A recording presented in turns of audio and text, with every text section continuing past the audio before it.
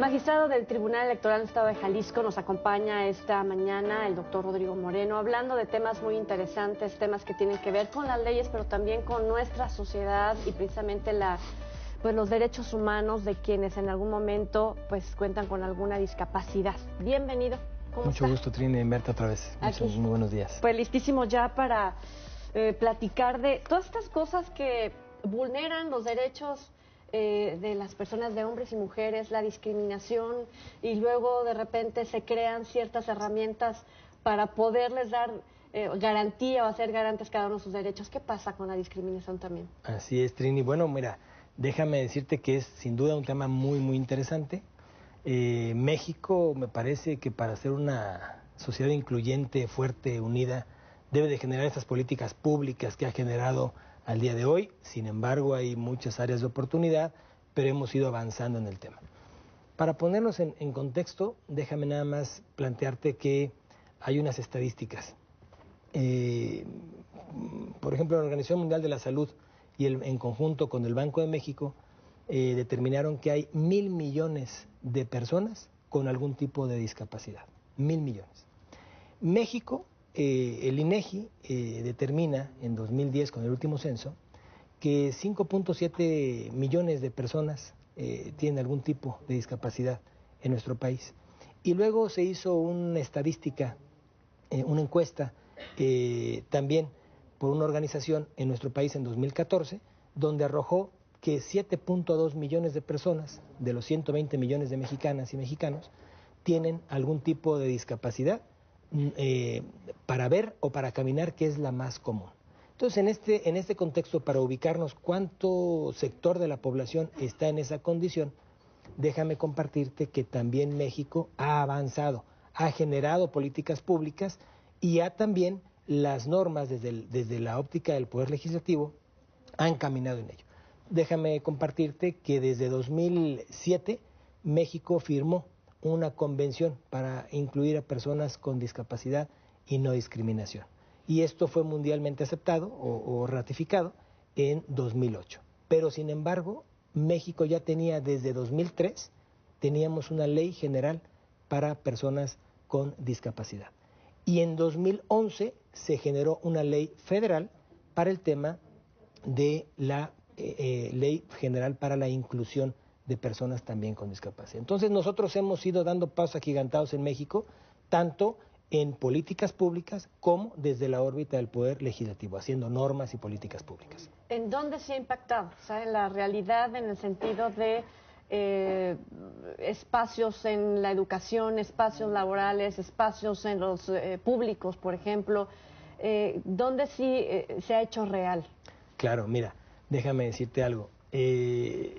¿Cómo hemos avanzado en lo que tú planteas en la órbita del Poder Judicial? Ya hablamos del Poder Legislativo, ha hecho normas, ha generado derecho positivo, leyes para proteger a las personas vulnerables, en este caso, el sector de las personas con discapacidad.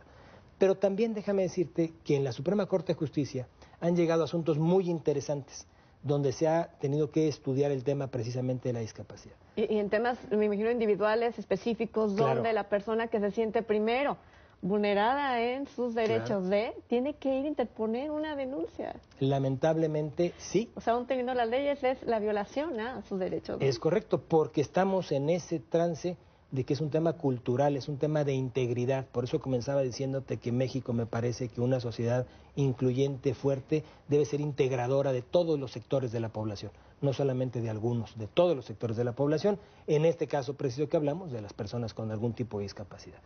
Este caso que llega a la segunda sala es muy interesante, porque es un tema también hablando del autismo.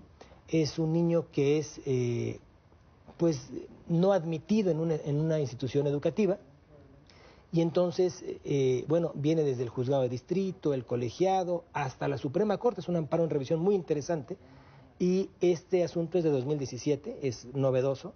Y bueno, ¿qué plantea la Suprema Corte? Los señores ministros estudian el tema de la discriminación y establecen que no podemos tener en México un sistema general, un sistema abierto y un sistema regulado específicamente para personas con algún tipo de discapacidad.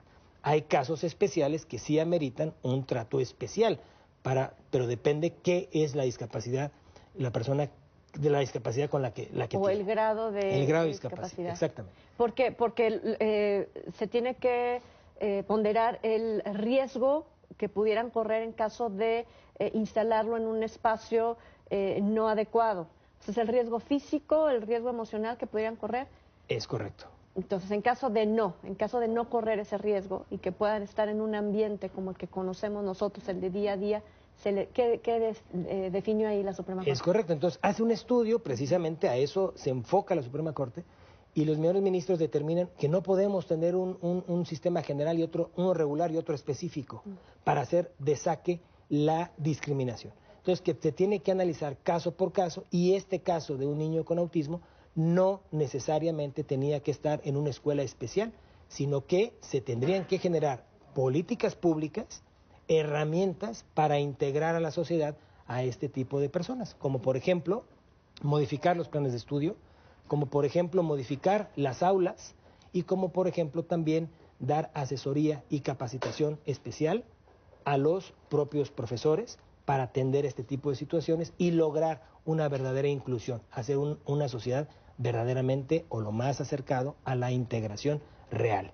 Y este fue un caso muy interesante donde, bueno, se determinó que efectivamente el niño debía y tenía el derecho de estudiar en cualquier escuela y no tenía por qué tener el tema de la discriminación. Pero otro caso también importante que resuelve la Suprema Corte es precisamente en donde una cadena hotelera emite una convocatoria para un puesto laboral, y de saque, de principio, la propia convocatoria decía: se requiere y se solicita personal de determinadas condiciones no discapacitados. Y la sola mención del no discapacitados, ¿sabes?, eso implicaba la discriminación por sí misma. Entonces la cadena hotelera fue sancionada y pagó a la persona con discapacidad una cantidad de dinero, y además fue resarcirle el daño moral que se le había ocasionado.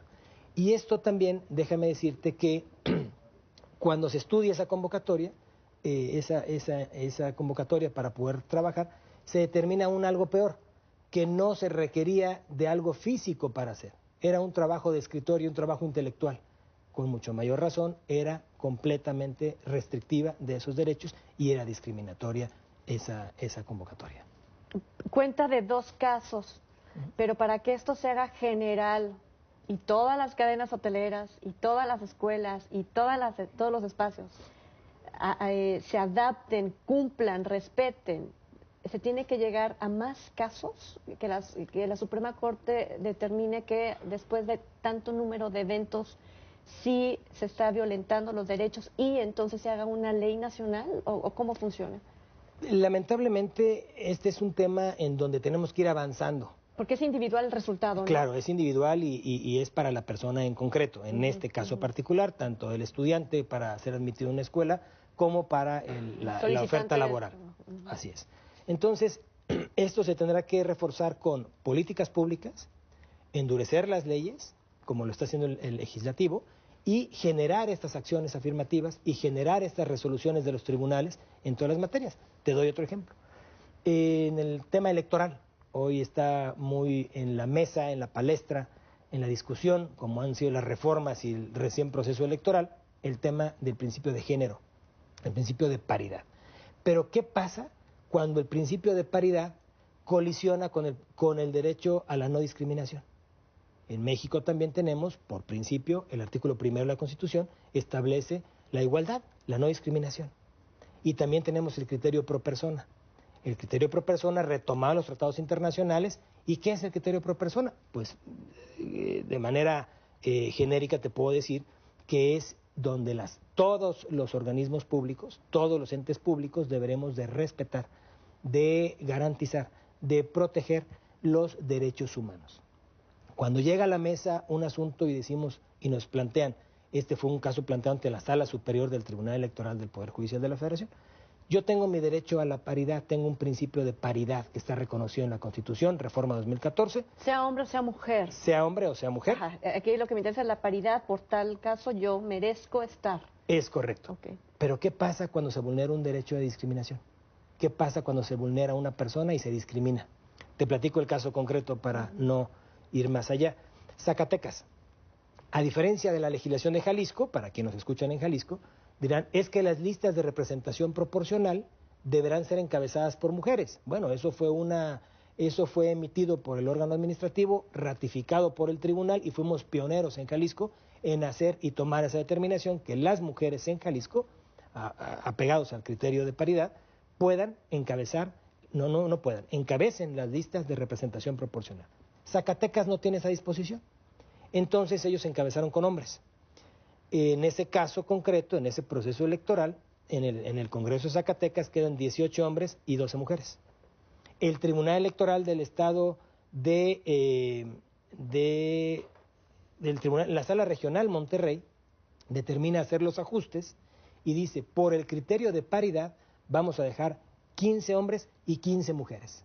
Ya temas técnicos, cómo ajustan ellos. Entonces dejan un Congreso paritario, 15 hombres, 15 mujeres. Pero ¿qué pasa cuando un hombre que es removido de la posición tiene una discapacidad de extremidades? Fue a la sala superior y entonces entró en colisión tanto la paridad como la discriminación y ganó en ese caso la discapacidad sobre la paridad. Aquí el asunto es que nos atrevamos a pedir, a solicitar, a denunciar para que se registren más datos. La Suprema Corte, yo me imagino que es quien determinará en algún momento, dependiendo de todas estas historias, pues enseñarnos cómo debemos como sociedad comportarnos respecto a la discapacidad. Le agradecemos mucho, doctor Rodrigo Moreno, por acompañarnos esta mañana. Un gusto, como siempre, compartir con ustedes estos temas. Muchísimas gracias y por supuesto a través de redes sociales también intercambiando opiniones. Claro que sí, con gusto. Muchísimas gracias. Vámonos a la pausa, estamos en Revista Jalisco.